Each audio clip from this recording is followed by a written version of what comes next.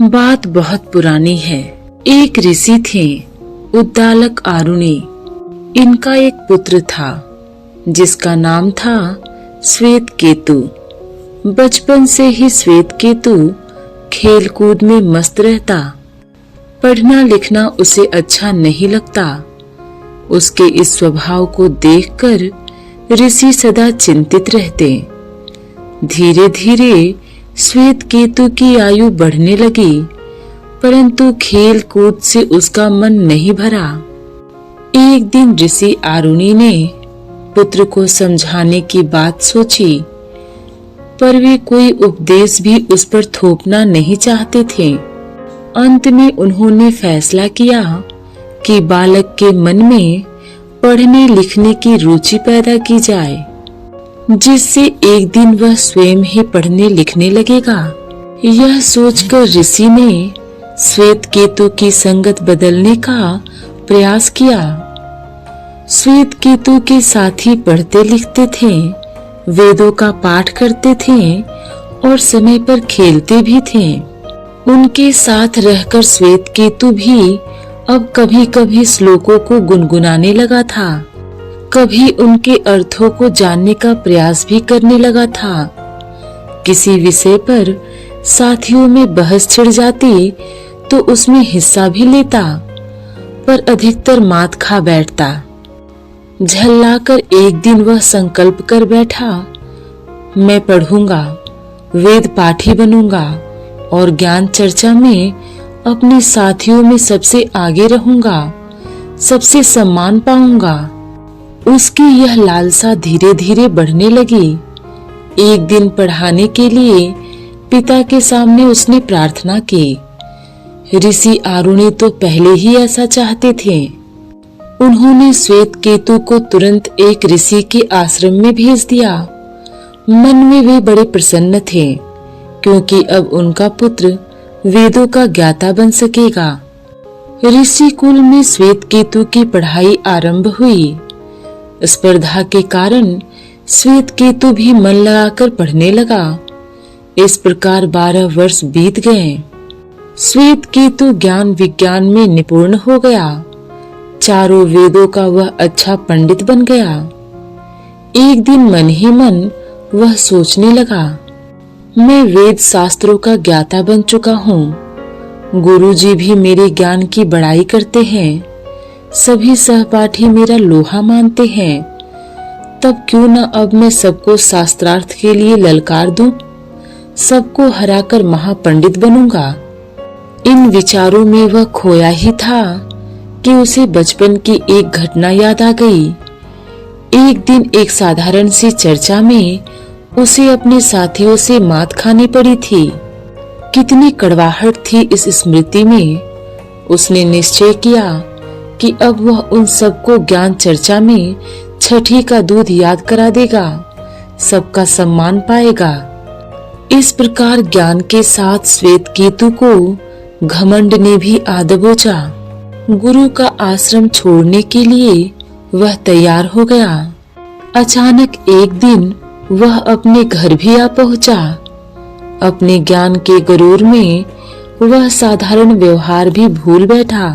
जब ऋषि आरुणि ने अपने पुत्र श्वेत केतु के आचरण को देखा तो वे तुरंत समझ गए कि श्वेत केतु की शिक्षा अभी अधूरी ही है, क्योंकि विद्या तो विनम्र बनाती है। श्वेत केतु तो प्रणाम करना भी भूल गया। वे बहुत क्षुब्ध हुए, परंतु थे शांत, बिल्कुल शांत। न माथे पर कोई चिंता, न वाणी में कोई आक्रोश। सहज भाव से वे उससे पूछने लगे, हे श्वेत केतु, तुम 12 वर्ष बाद विद्या पढ़कर घर लौटे हो। सब कुछ तुमने जाना है, वेद और उपनिषद तुम्हें याद हैं, परंतु क्या तुम मुझे एक प्रश्न का उत्तर दे सकते हो? जैसे ही पिता आरुणि ने प्रश्न किया, श्वेत केतु का अभिमान आसमान को छूने लगा। मन ही मन वह सोचने लगा, मेरे ज्ञान के आगे पिताजी का छोटा सा प्रश्न भला कहाँ ठहरेगा। श्वेत केतु तपाक से बोला, पिताजी, क्या मेरे ज्ञान में अब भी आपको संदेह है? मैंने 12 वर्ष लगातार शास्त्र पढ़े हैं। अब शास्त्रार्थ में भी मुझे कोई हरा न सकेगा। आप जो पूछना चाहते हैं पूछ लें, मैं सब कुछ जानता हूँ। श्वेत केतु की स्वर में अहंकार था। उसकी बुद्धि अभिमान में चूर थी। शायद इसीलिए वह ऋषि आरुणि की गरिमा को भी न समझ सका। ऋषि आरुणि भली प्रकार जान गए थे कि श्वेत केतु ने जो कुछ पाया है उसके पीछे घमंड होने के कारण ज्ञान अधूरा है। यह अभिमान जब नष्ट होगा तभी इसके हृदय में ज्ञान का प्रकाश होगा। ऐसा वे सोच ही रहे थे कि श्वेत केतु फिर बोला, पिताजी पूछिए ना, क्या पूछ रहे थे? ऋषि आरुणि पहले तो श्वेत केतु की ओर देखते रहे, फिर कुछ धीमे से स्वर में बोले, कुछ नहीं बेटा, बस मैं तो यही जानना चाहता था कि संसार में वह एक वस्तु क्या है जिसके जानने से सबका ज्ञान हो जाता है। श्वेत केतु ने पिता का प्रश्न सुना और सोच में पड़ गया। वह एक वस्तु क्या हो सकती है? उसकी बुद्धि ने बार बार जोर लगाया, परंतु उसकी समझ में कुछ नहीं आया। धीरे धीरे बहुत कुछ जानने का उसका अभिमान भी चूर होने लगा। अंत में जब उसे पिता के प्रश्न का कोई उत्तर नहीं सूझा तब वह विनत हुआ और ऋषि आरुणि से ही उसका उत्तर बताने की प्रार्थना करने लगा। गिड़गिड़ाता अपने पिता के चरणों में पड़ गया। हाथ जोड़कर वह उनसे कहने लगा, पिताजी, जिस एक वस्तु के जानने से सब ज्ञानी हो सकते हैं उसे मैं नहीं जानता। मेरा ज्ञान लगता है अभी अधूरा ही है। कृपा करके अब उसे आप ही मुझे बताइए। तब ऋषि आरुणि ने श्वेत केतु को दुलारते हुए कहा, वत्स, यह वस्तु ही सत्य है। एक बार सत्य के स्वरूप को पहचान लेने से शेष जानने को संसार में कुछ नहीं रहता। श्वेत केतु के लिए बात कुछ कठिन थी। वह फिर बोला, पिताजी, संसार तो रंग बिरंगा है। यहाँ तरह तरह की वस्तुएं हैं, तरह तरह के जीवन हैं। सबका परिचय भी अलग अलग है, परंतु आप कहते हैं कि इन सब का परिचय केवल सत्य को जानने मात्र से संभव है। मेरी समझ में बिल्कुल नहीं आया। वत्स, मैं फिर भी यही कहता हूँ। ऋषि बोले, सत्य एक है, उसके रंग अनेक हैं। एक बार यह बात समझने से सब बात साफ हो जाती है। श्वेत केतु के लिए बात वहीं की वहीं थी। चर्चा को आगे बढ़ाते हुए वह फिर बोला, क्षमा करे पिताजी, आपके हाथ की अंगूठी और एक कन्या के गले का हार दोनों अलग अलग नहीं है क्या? पुत्र, यही तो मैं तुम्हें बताना चाहता था। तुमने जिसे दो कहा वह एक ही स्वर्ण के दो रूप हैं। वस्तु एक है, स्वर्ण, और उसके दो कार्य हैं, हार और अंगूठी। कारण जब सामने है तो कार्य भी सामने ही है। इस बार श्वेत केतु की विचार मुद्रा गंभीर हुई। श्वेत केतु को समझाते हुए उद्दालक आरुणि फिर बोले, हे बालक, यह नाम रूप और क्रिया स्वरूप जगत में दिखाई देने वाला अलग अलग रूप एक ही सत्य का भिन्न भिन्न आभास है। सत्य तो एक ही था, एक ही है और एक ही रहेगा। सत्य रूप ब्रह्मा के संकल्प से तेज उत्पन्न हुआ, फिर जल उत्पन्न हुआ और उसके बाद अन्न उत्पन्न हुआ।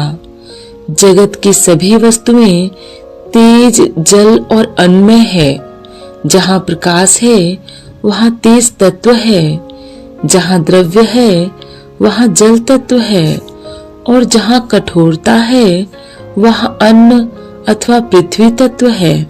परंतु पिताजी, प्रकाश रूप अग्नि में भी तो अनेक रंग हैं। श्वेत केतु ने प्रश्न किया। हाँ वत्स, अग्नि में लालिमा तेज की है, सफेदी जल की है और श्यामता पृथ्वी की है। इसी प्रकार अन्न की 3 क्रियाएं हैं, विष्ठा, मांस और मन। इसी प्रकार जल के स्थूल भाग से मूत्र, मध्यम भाग से रक्त और सूक्ष्म भाग से प्राण बनता है। ऋषि आरुणि ने श्वेत केतु को समझाते हुए बताया, तब तो मन अन्न से बनता है, प्राण जल से और वाणी तेज से। श्वेत केतु ने ऋषि से फिर पूछा। हाँ श्वेत केतु, तुमने ठीक ही समझा है, सबका मूल सत्य ही है। ऋषि के बताने पर श्वेत केतु और भी गंभीर हो गया। वह फिर बोला, तब तो देव प्राणी प्राणी एक ही सत्य का रूप है। आरुणि बोले, यही तो सत्य है, और यह सत्य अणु की भांति सूक्ष्म है। जगत में आत्म रूप है, बाहरी भेद केवल दिखावटी है, मिथ्या है। अब श्वेत केतु की बुद्धि दर्पण की तरह निर्मल होती जा रही थी। धीरे धीरे विषय की गंभीरता उसकी समझ में आती जा रही थी। अपनी बात को साफ करते हुए वह फिर बोला, देश, काल और धर्म संप्रदाय के नाम पर संसार में जो भेद किया जाता है वह भी असत्य ही है न पिताजी। हाँ, तुम ठीक कहते हो श्वेत केतु।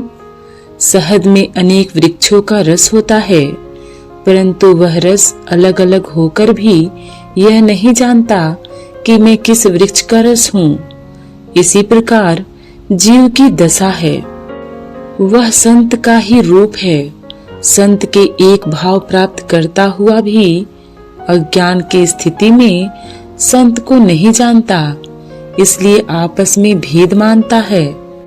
अन्यथा जो सूक्ष्म है वही आत्मा है, और जो आत्मा है वही परमात्मा है, यानी संत है। यही संत संपूर्ण सृष्टि का ज्ञान है।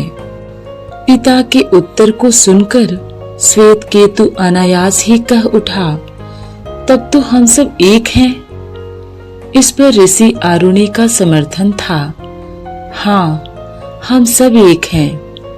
प्राचीन काल में स्त्रियां स्वतंत्र थीं और वे जिसके साथ चाहे उसके साथ समागम कर सकती थीं, जैसे पशु पक्षी करते हैं।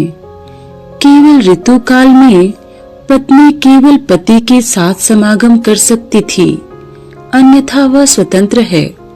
तब यही धर्म था जो नारियों का पक्ष करता था और सभी इसका पालन करते थे।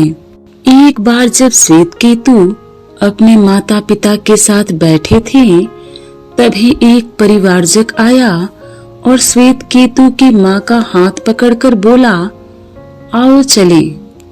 अपनी माँ को इस तरह जाते हुए देखकर श्वेत केतु बहुत क्रुद्ध हुए, किंतु उनके पिता ने उन्हें समझाया कि नियम के अनुसार स्त्रियां गायों की तरह स्वतंत्र हैं, जिस किसी के भी साथ चाहे समागम कर सकती हैं। बाद में इन्हीं श्वेत केतु द्वारा यह नियम बनाया गया कि स्त्रियों को पति के प्रति वफादार होना चाहिए और परपुरुष के साथ समागम करने का पाप भ्रूण हत्या की तरह होगा। तभी से सभ्य समाज पर जोर दिया जाने लगा और समाज में परिवारवाद को बढ़ावा मिला।